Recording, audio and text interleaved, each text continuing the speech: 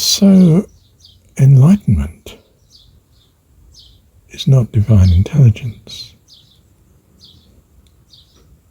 Conversion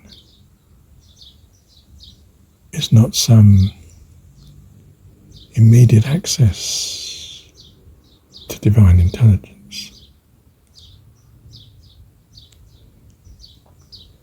I mean, it could be that our intelligence greatly improves with such experience. But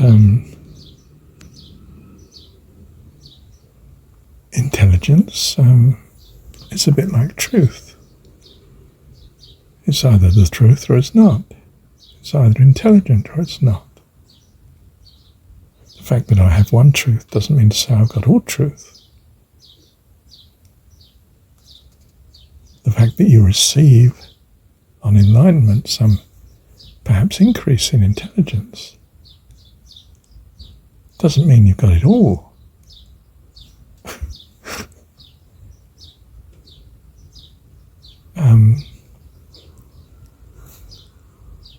It's a bit like avatars. They don't seem to be perfect. At times they don't seem to be very kind either. You can explain the kindness by some convoluted theology and explanation, but there's some amazing paradoxes both in the character of avatars and in the consistency of scriptures, or should I say lack of it. Flat contradictions, paradoxes, things that need an awful lot of theology to explain away ostensible contradictions, to say the least. It's a bit like, take a different religion, Hebrew religion. Why did God choose this people? He doesn't say. Just, it's his sovereign right to choose. Oh. Looks a bit unfair, doesn't it? Especially as you're going to put them in a land that is already populated. Albeit with utterly wicked and sinful people, but it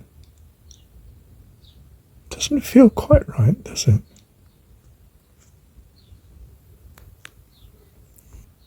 Man has been doing this forever, People invade and populate, and when they've been there 300 or 400 years, they feel it's their absolute right to be there, And, like possession is 9/10 of the law. If you've been on the land for 6 years, I think it was in England, I don't know if it's still the case, but it was sort of medieval law, common law, that the land was yours unless it had been seriously challenged that you had no right to be there during that period of time. It's a sort of long-run squatters' rights. And my friend, close friend, his dad did exactly that. He basically used the bit of land that was next to his bungalow, and nobody challenged the fact he was using it because it was just of no interest to people. It wasn't technically declared to be owned by anyone in particular. Nobody complained when he used it. So in the end, he fenced it off, and he built another house on it and moved into it. And it was his. Wow.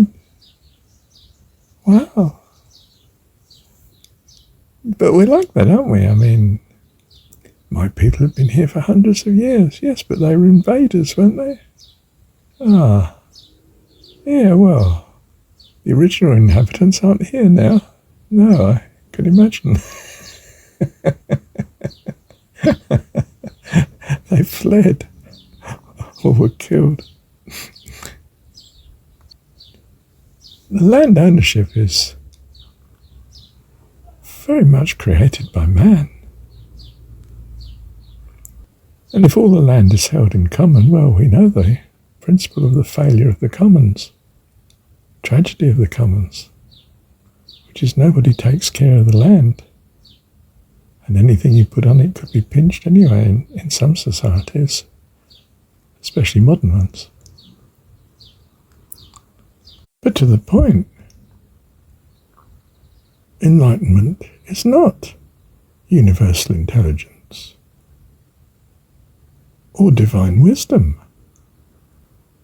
I can be very wise in my self-interest. I can be very wise in the way I run a war.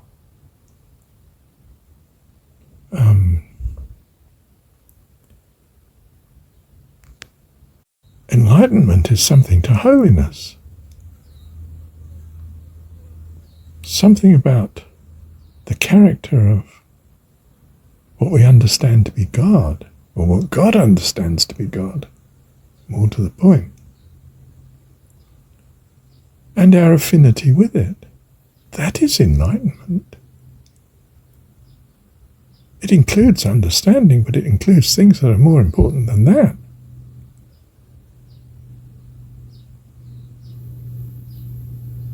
Love, life, joy, peace, hope, faith and trust rather than understanding. I mean, enlightenment may be in terms of just understanding. That wouldn't make you godly. Wouldn't necessarily make you a wonderful person. You know, it's a bit like you've discovered atomic power. You can use it for good or you can use it for evil. The fact that you've now risen to the dizzy heights of being able to produce it doesn't say anything about your ethics. Except perhaps, conceivably, in that God wouldn't allow you to have certain abilities if spiritually you're not safe to give them to you.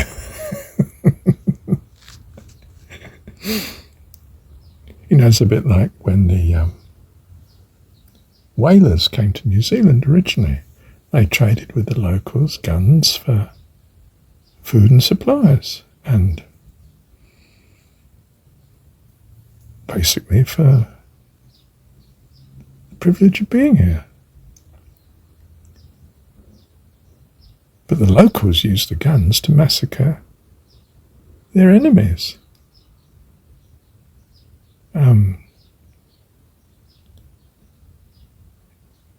If you were planning what had happened, you wouldn't think that was a good idea.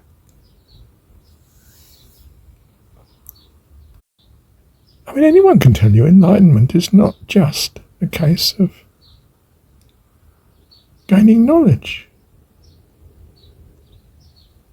or intelligence or ability, intellect.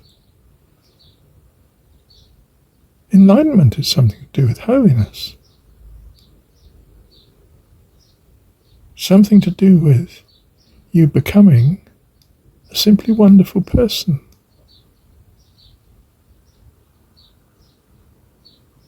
It's not got much to do with your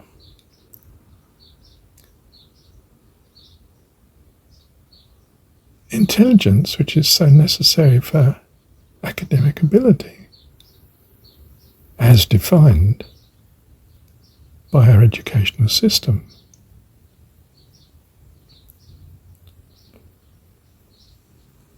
I don't think Brother Lawrence was a great intellect.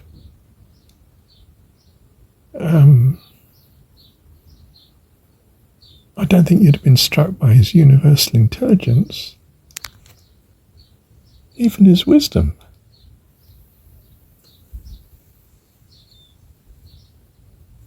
Except in the astonishing way that he had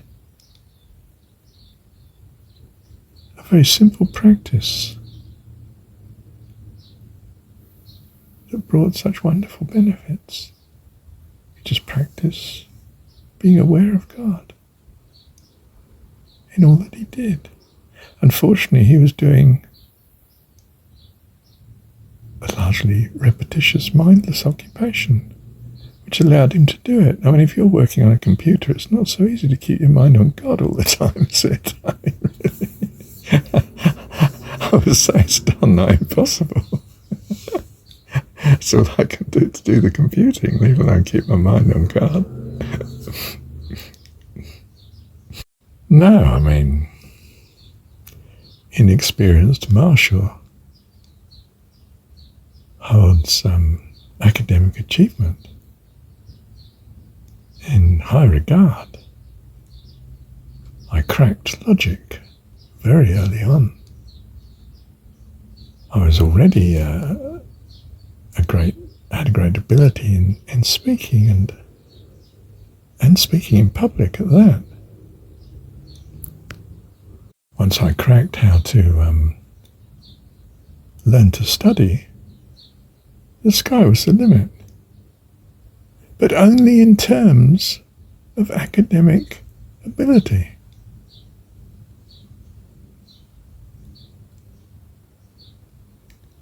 What's the point in that if you don't know God? What's the point in being wonderfully intelligent but desperately miserable and unhappy and alone?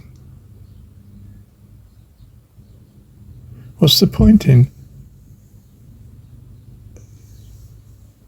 perfect knowledge if the family don't like the way you behave, don't feel you love them, give up on you?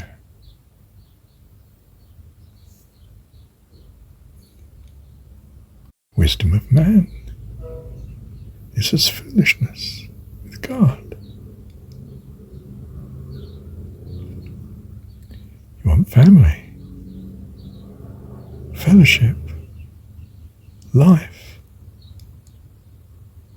joy, hope, peace, compassion, understanding, creativity, comfort, affluence, life more abundantly, not less. Not sitting in your cell 10 hours a day, emptying the mind. You can do that when you're dead. Rest comes to all men, too soon and for too long. Ah, yeah, I see what you mean. Secular saying, not a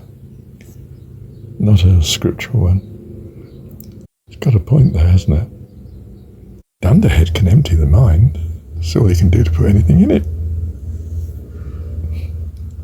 If you just clear the land and leave it, what happens? Come back in 20 years and you can't even get through it. And what's there is not terribly useful to you. You know, there isn't a magnificent palace that's grown of itself.